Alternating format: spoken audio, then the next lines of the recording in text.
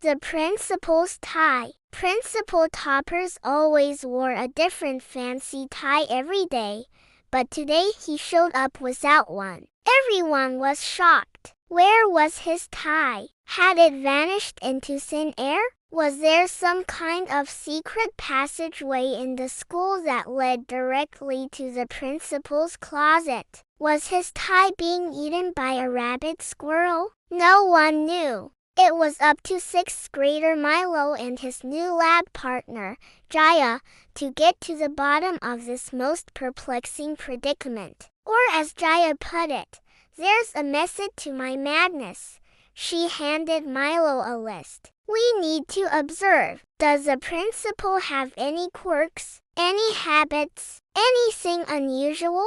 At first, Milo thought it was just a silly mystery, something fun to pass the time until recess. But then strange things started happening. Every morning when Mr. Toppers arrived, his tie was different, yet no one had seen him change. One day it was covered in glitter. The next, it made a weird squeaking sound whenever he walked. And then there were days when a mysterious puff of air would suddenly appear out of nowhere and send papers flying. The only person who seemed to know anything was a school custodian, Carl. But he only ever gave the kids cryptic clues like, TIs are like seagulls. They always take what they want.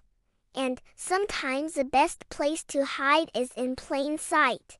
With the help of Carl, Milo and Jaya discovered a secret passage under the janitor's closet. A mini vortex that led to the most extraordinary discovery of all, a magical portal that transported anything placed inside to the lost and found. Using some basic surveillance equipment, aka a lunch tray and 2 tablets, they discovered the puff of air was actually a miniature whirlwind that sucked the tie right off Principal Topper's body at precisely 8:17 am every morning. But there was no one in sight. It was as if the tie simply vanished into thin air. Convinced there was a person or perhaps a poltergeist in the principal's closet, Milo and Jaya snuck in after school to set up an all-night stakeout. But all they found was a hidden switch that turned the lights off.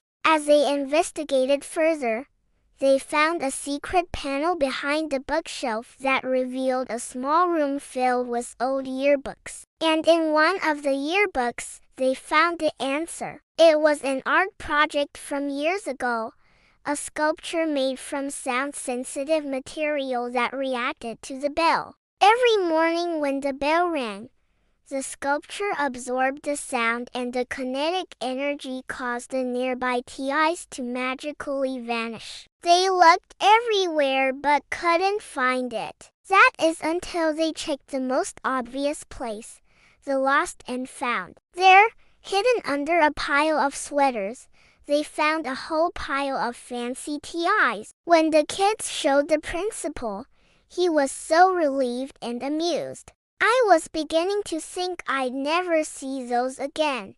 He was so grateful to the kids for solving the mystery and finding the magical fabric that he gave them each a $100 bill. Not bad for a morning's work. From that day on, Milo and Jaya became the school's resident mystery solvers. In fact, they started a club. Who knew solving a mystery could be so stylish? Said Milo. If you like mysteries that make you think outside the box, then you're in for a treat, said Jaya. Now it's your turn. If you saw a floating tie disappear, what would you do first? Comment below with your wildest school mystery idea. And don't forget to like, share, and subscribe for more twists, turns, and tie-related tales. Thanks for watching.